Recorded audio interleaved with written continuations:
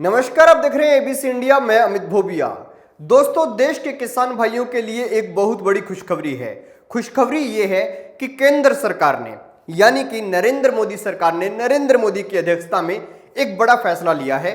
खाद को लेकर खाद सब्सिडी को मंजूरी दे दी गई है।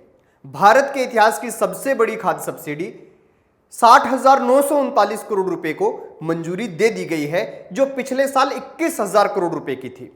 इस मंजूरी से आप लोगों को प्रति बोरी 2501 रुपए का फायदा होगा, यानी कि 2501 रुपए सब्सिडी आपको प्रति बोरी डीएपी की प्रति बोरी पर मिलेगी। अब इससे क्या डीएपी फ्री हो जाएगी? तो बता दूं, ऐसा नहीं होने वाला।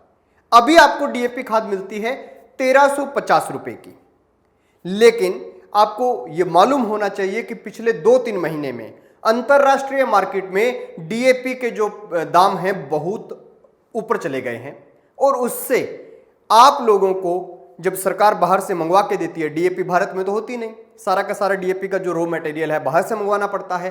तो ऐसे में सरकार को एक बोरी डीएपी 3851 रुपए की पड़ती है।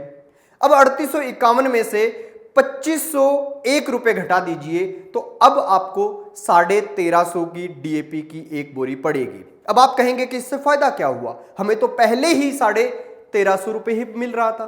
तो मैं आपको बता दूं कि पहले की जो योजना थी उसमें 50% सब्सिडी दी जाती थी।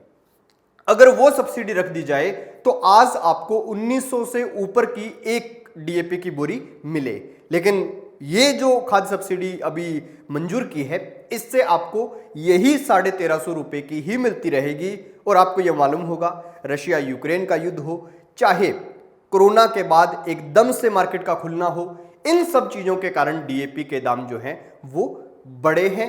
और यहां पर सरकार अगर इस सब्सिडी को मंजूरी ना देती तो आपको एक बोरी डीएपी के लिए 2000 रुपए तक पे करने पड़ सकते थे।